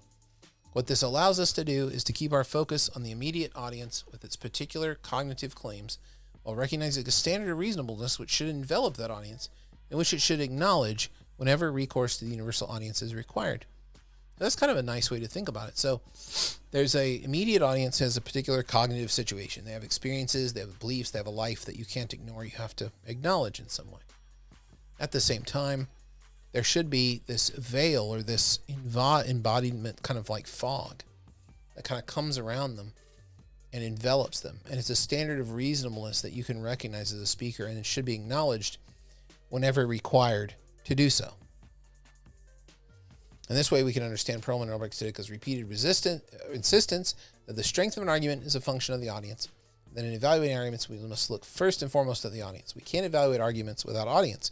That's their big payoff. And this is how they're doing it. They're saying with the universal audience, you always have this audience that is reasonable, but based on a realistic audience that can help us evaluate things. We can evaluate a good argument, even though it might not sound good out of that context. It's good in that context, but it's still not pandering or just appealing to whoever's there. One may appreciate from this discussion of the universal audience why critics might be moved to charge that Perlman espouses relativism. As Van Emeren and Grutendorst explain it, Perlman reduces the soundness of argumentation to the determinations of the audience. This is quoting them. This means the audience of reasonableness is extremely relative. Ultimately, there could be just as many definitions of reasonableness as there are audiences. Introducing the universal audience as the principle of reasonableness to mitigate this problem only shifts the source of the concern to the arguer.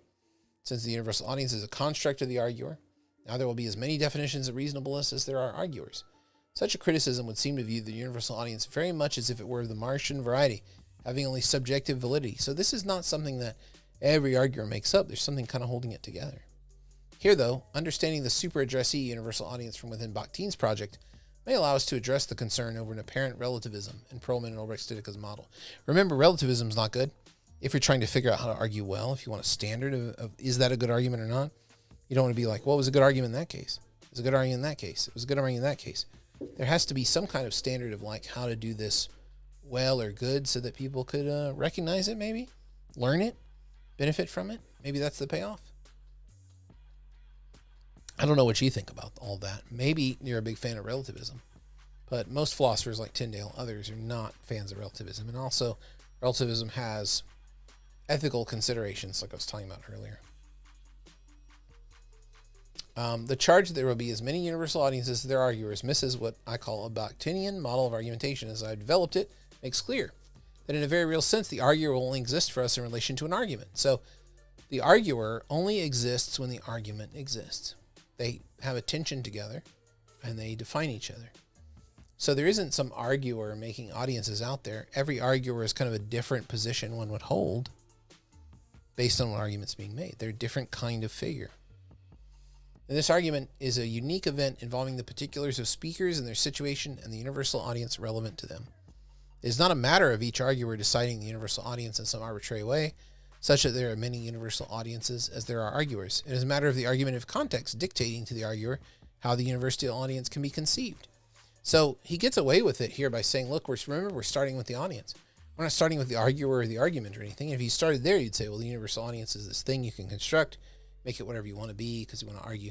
But there's like a situation with an audience there for it that you're thinking about, and that's going to speak back to you what those arguments could be. It's sort of created out of the particulars of the argument. The context is dictating how the audience can be conceived. And the respondent or particular audience playing a co-authoring role in that decision, the argument of context imposes clear restraints on the freedom of the arguer.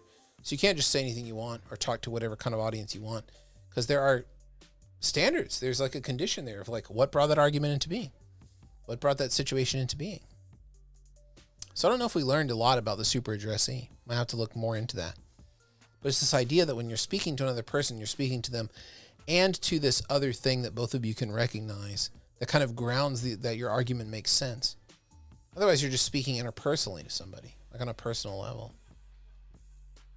And that's not argument, right? I think that's what he's saying. Bakhtin and Perlman and Ulbricht-Titica give us standards of objectivity that exceed the limitations of simulacra like the Martian appeal, also avoiding the problems we have seen associated with it. Since Perlman and Ulbricht-Titica's is the clearer, more complete model, this is the one I will choose to develop and explore in the next chapter. But its parallels with the super addressee of Bakhtin's dialogism serve further, I believe, to show the degree to which Bakhtin anticipated the concerns and directions of rhetorical argumentation in the 20th century. The universal audience meets the central demands we must make of any third-person objective standard. 1. There must be a real source standing behind the abstract standard. We get that because the universal audience is constructed from real audiences that one has experience with, and also from the limitations in the situation of argument itself. 2. There must be some recognized means of accessing and evaluating that standard. It meets 1, in that it lies in and is derived from the standard of reasonableness that is alive in a real particular audience, and 2, in the same terms, that a real particular audience can be accessed and its ideas evaluated. That seems pretty solid meaning of it to me. Thus, it is more than just a projection of the arguer, like the empty standard of the Martian. At the same time, and to this extent, like the other standards we have explored in this chapter, the closeness to Bakhtin's notion, with its roots in a shared context, shows a close affinity between the arguer and the standard. They exist only in relation to each other, or rather, each exists only in relation to the relevant argumentative context. This chapter has introduced the universal audience. Given the propensity that exists for appealing to an objective standards of our necessity for doing so, it is important that we have a coherent idea of how such a standard can work in argumentation. Also, the answer to the origin of the standards of good argumentation suggested by the universal audience, that they derive from actual particular audiences, needs fuller consideration.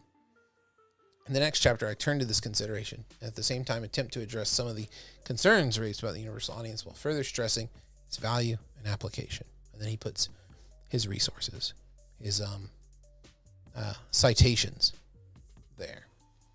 So yeah, so what do you think about this chapter? This is chapter 5, and we got through it in pretty good time. We got about 20 minutes left here to kind of talk about it if you want to, if you have questions about it. But the idea is that if you're going to say an argument is good or bad, you need a standard. But if you have a standard that's objective, it's kind of fake. You're moving outside of the realm of argumentation and the realm of the argumentative situation. And he doesn't believe that's good. The argument is always formed by the conditions of its own existence. So the arguer, the audience, the situation, the topic, all comes out of whatever's happening. It's emergent. It kind of pulls up and out from whatever it's in. So with that in mind, then what do we do then? Well, we have a real audience who's going to be really listening to us. We can look at their standards and see what they're like, or we have a sense of concrete audiences that we've talked to, or that we can imagine, that we know how they really feel and think about things. So we can look to them, and that's a way we can do it. I wonder if people can see this if I move it over here and make it smaller. There we go. Perfect. Yeah, that looks pretty nice, huh?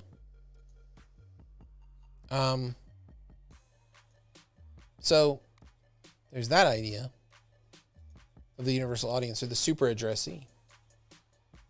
And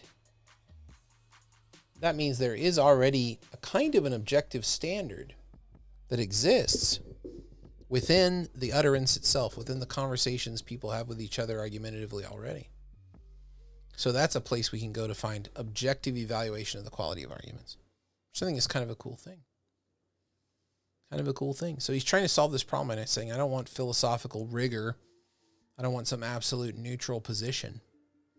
I want something that takes into account and deals with argumentation the way it realistically is. So what do you guys think? What do you think, chat? Thoughts, questions? You can also call in. We can discuss it. Or you can call me on Discord if you're in the Discord.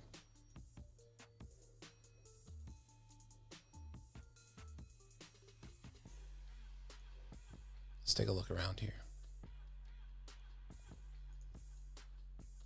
I don't know if these people are watching or not.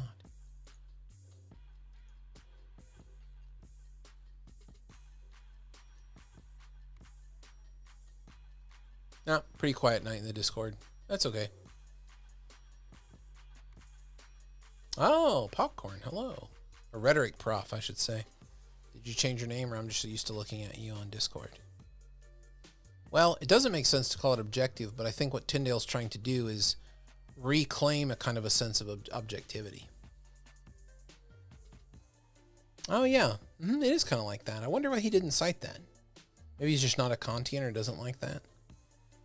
I think that what Tyndale would say is that it's an intersubjective standard, which means that people can access it. People can get into it. People can evaluate it on their own terms. They don't have to take the speaker's point of view or the arguer's point of view in order to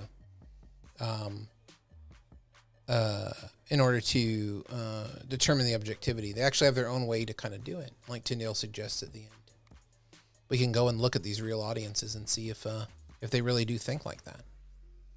But again, these things are emergent. I mean, I think it's interesting that Tyndale doesn't use the word emergent, but it seems like he's talking about emergent properties of argument, that these things don't exist outside of the argumentative situation. And by putting rhetoric first, you get that kind of approach, I think. He's trying to base the entire theory on his conception of what rhetoric is, which is audience first, and then trying to make it meet these kind of philosophical standards. But he's very bendy with that stuff. It's kind of interesting, kind of cool. But I think objectivity is a very different, in philosophy, is a very different kind of sense than what he's going after. But he's also kind of, I mean, you could say that there's absolutely nothing wrong with not having an objective standard for whether a good argument is that or not. But he's concerned about relativism, concerned about pandering, I think, too. Well, there's lots of places where you can look at the way audiences think. You can look at that audience in that situation and say, how did you guys reason? How did you reason about this? You can look historically at the same kind of audience or audiences, contemporary audiences, and do research and figure out how they would think about the thing. But I mean, he's not like a social scientist. He's saying there are accessible, concrete ways that people think about these things that can be known, they can be researched, and they can be understood as ways to kind of address or kind of say, okay, what's my audience going to be most interested in? How do they think about these things? And that stuff is accessible. We teach this kind of stuff in public speaking, I think. We do it pretty poorly, I think it's taught in there. Then at the same time, when we have that kind of audience, we can say there's a standard of reasonableness that is like the super addressee. This other kind of term of where we should be, like more of a normative kind of claim. And then we can drive or kind of push the audience towards thinking like that, to kind of make sure that they're not in violation, that we're not in violation of some kind of good argumentation standard, or we're not just relying on who they are in particular, right? That might be what I would say to that. I mean, my own understanding of universal audience is a little different than Tyndale's. I'm like, you kind of know what people are going to be after. You kind of know what they think and how they feel about things. You kind of have a good sense of what's important to them, what the ideology is, what the narratives are, all of that. And then what you do is when you speak to them, you're not speaking at them, you're speaking for them and those concerns. And then you try to speak to a kind of thinking or a kind of thought or a kind of reasonableness that would be aspirational. So it becomes a kind of a identity thing where you say, the audience says, oh, I'd like to identify as that kind of a thinker, that kind of a person. And you know that from their ideology. So then you make a kind of a persuasive or a thoughtful kind of claim about how people like that would think. And then that kind of moves to a higher standard. So this is kind of a much more political kind of sense of the universal audience. Something I don't think Tyndale says at all, but that's kind of my view of it. I think Tyndale is really looking for something that's a better check on pandering and a better check on, what do we call it? Relativism, I guess. Just straight up relativism. He doesn't like it. He doesn't think relativism is a very good idea, something to preserve, to have around. So he wants us to we can have relativistic arguments and audiences that are emergent, where the arguer and the audience comes out of these emergent dialogic moments of argument, like Bakhtin talks about. But then we don't want to have that when it comes to saying an argument is good or bad. It's kind of strange, right? It's kind of a weird idea. But I think he's just trying to preserve a sense of like that rhetoric can actually be the foundation for dialogic argument and logical argument, which are much more the province of philosophy. He's trying to say this is the ground floor for this stuff. He's going a bit farther than I think. I don't really think we need to do that if we're going to preserve universal audience or make a rhetorical argument theory. But he kind of feels like it would be cool to say actually rhetoric is the foundation of the whole thing and use the terms of philosophy. I think that's kind of what he's trying to do. That's kind of a long-winded answer to that question.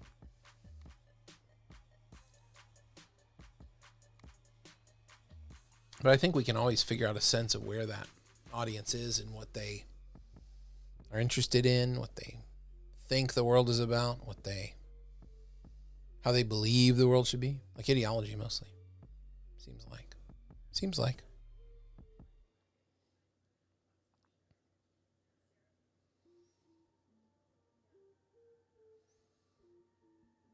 Well, it's not the most exciting material, I guess. I only have about 10 minutes left. I could get into something else. I don't know. What should we talk about? We can talk more about universal audience. We can talk more about Tyndale's ideas.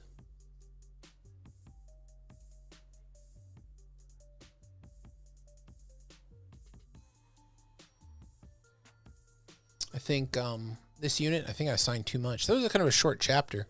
It was really kind of a setup chapter for stuff that's going to happen later in the book. But I did assign a lot more other stuff. Talk about fallacies a little bit. That's always good, right? Like, oof. Let's see if we can find the syllabus here. Yeah. So this is all the stuff I assigned. It's like a lot of reading.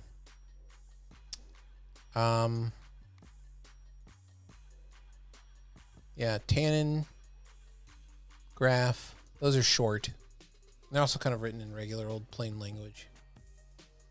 Burke, crazy Burke. I don't know if the students like Burke or not. Kind of hard to understand, but I kind of like him. I mean, I love him, but I can kind of see, I think they might kind of like him because he's kind of crazy. And Hamblin on the standard treatment fallacies, and then Baldry, Pagliari, and Pigliucci on demarcating arguments in real life. It's kind of a nice modern take on the Hamblin, the problems with Hamblin, and the problems with fallacies in general.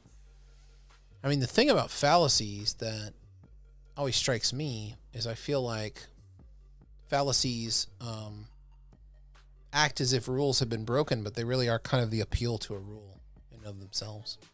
It's kind of an interesting way to talk about it.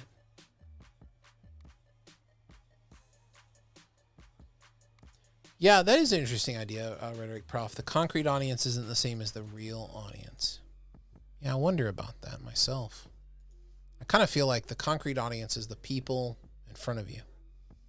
And I kind of feel like from the concrete audience, one can get a sense of the foundation and the building of the universal audience. And that combined with ways of thinking and ways of reasoning and ways of arguing that are considered to be good, that helps create that objective standard for what a good argument is. Aimed at an audience without being of or from the audience. You don't want to have that circularity like you do with the Martian idea.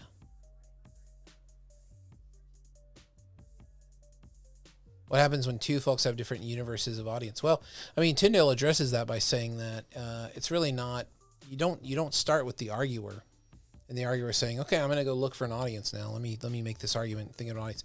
There's like emergent conditions under which argument forms, and it's the audience and the arguers are interacting in a way. So when you think about somebody trying to like create some kind of an argument out of nothing, that's not really what he's terribly interested in.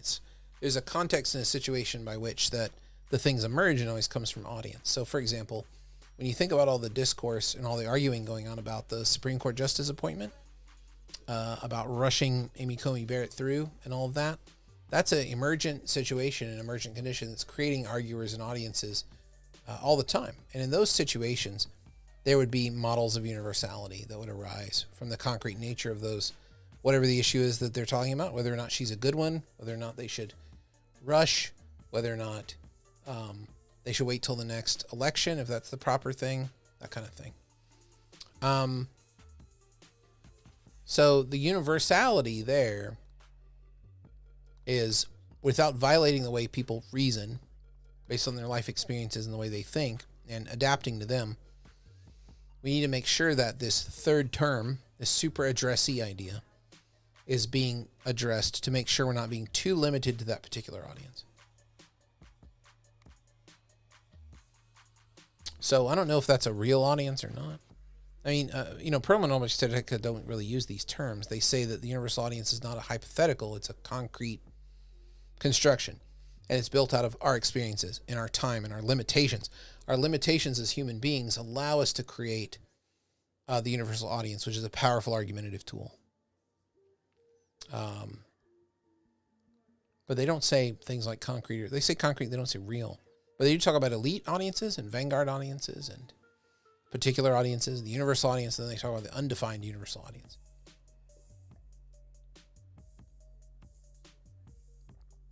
I think chapter 6 is like usually the one I assign when I don't assign the whole book, because it just kind of talks about universal audience completely.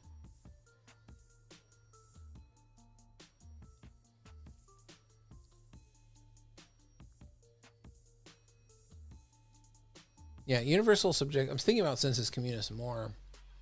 I think that's exactly kind of what Tyndale is going after in this chapter, is this idea of, I don't know why he doesn't use Kant. He's obviously familiar with Kant.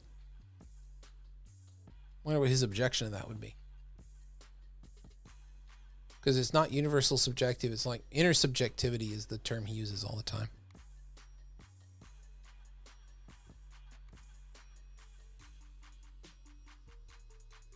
So, could be.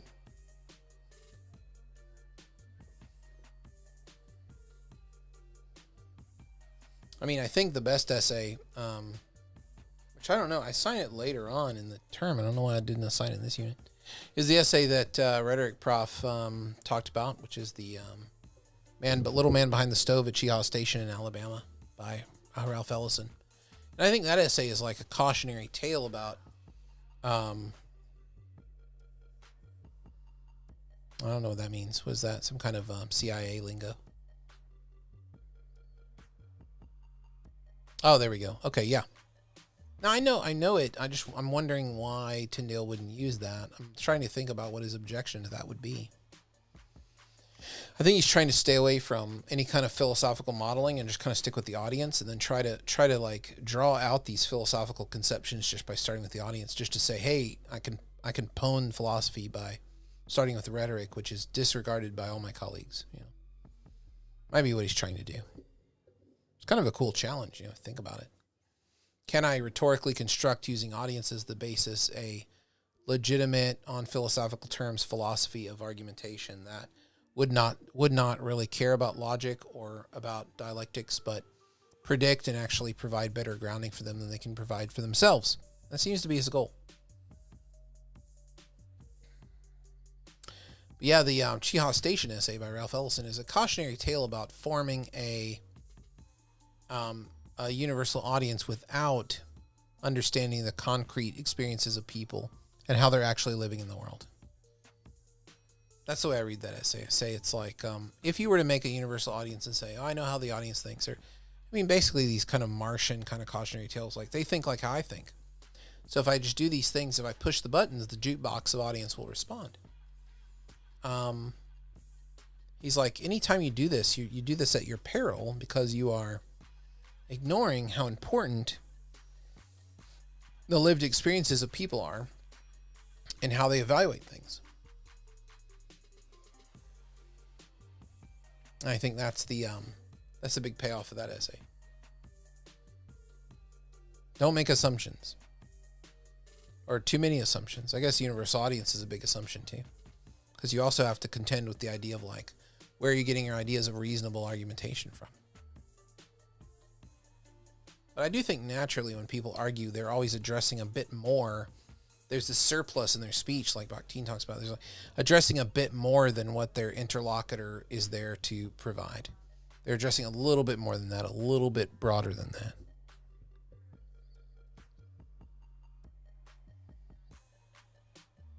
Wonder what the first and second Kristen think.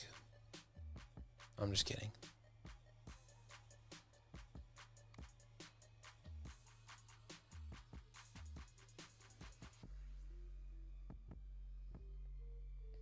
I think I might have to, like, instead of just reading the text, I think in order to preserve time on these things, I ought to prepare a little something like, I hate to say it, but maybe like a little PowerPoint or something, and just kind of go through the quotes I think are most important. And then we'll have more time to do, more stuff.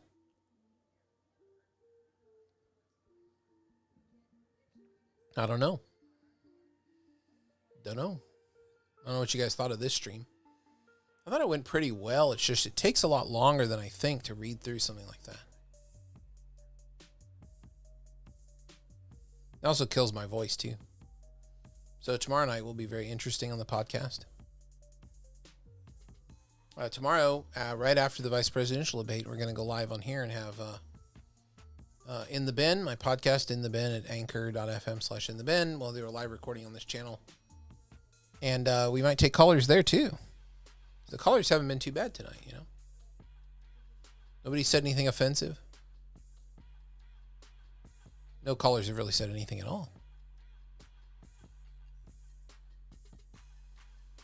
Yeah, I don't like to provide too much explanation. I like to provide some questions. That might be how I operate. So one of the big questions I have is, why do all this work to reach objectivity if you're working on a formation of argument that depends primarily on audience? Are you that so concerned about relativism that you would be willing to threaten the legitimacy of the rhetorical project? That's one question I would have. The second is, can we get a solid example of what super addressee or universal audience discourse looks like? He was so good at examples in the last chapter. In this chapter, it seems like we only have one kind of really weird example. It's the only one he really goes into detail on. Thanks for watching, guys. Thank you. Thank you, Rhetoric Prof. Thanks, Alan. Always good to have you guys in the chat. Yeah, I think we're going to wrap it up here, but those are a couple of questions to think about. And then this whole unit is about mistakes or errors in argumentation, which are things that are interesting to look about. So let me bring the syllabus up here really quick one more time. And let me mention and talk a little bit about some of these readings on here and why I put them in here on this section. So Tannen and Graff have a little debate about whether an argument is good for society or not. So we could have a definition of society or a good definition of argument that would either harm or benefit society in a way to where we could define it really well and then say we should never do it. That's a possibility. Kenneth Burke also joins in this debate. So it's really Tannen, Graff, and Burke about the limits of argument's positivity for society. Then Hamblin is about fallacies, and then these two are pretty good about fallacies. But remember, fallacy is like a very controversial term. A lot of different ways to think about it. And one of the ways we can think about fallacies is that, well, you broke the rules. But fallacies, the way they're normally deployed, are kind of like, aha, I'm smarter than you. I understand this hidden rule you didn't know about, which is you shouldn't believe in an expert or something like that, or you're circular or something like that. Kind of odd. But usually fallacies are a way to kind of try to say, this is the way I would like argument to occur. I don't like it the way it's happening, so I'm going to reference a fallacy. It also depends on, fallacies also depend on whether or not you believe argument has a structural connection to being good. Like there's something about how argument is made that makes it work. But this is all, of course, for another stream. I think it's time to say goodnight. So I think I will bid you adieu from New York here. We don't really need callers to call in here at the end, so I'll take the number down. But thanks for tuning in for the stream. I hope you guys had a good time. Have a good night. You're from New York. And I will see you on the next live stream. I hope that you enjoyed this. I hope that you learned something and that you'll join us next time. Be back here tomorrow night for the podcast. Have a good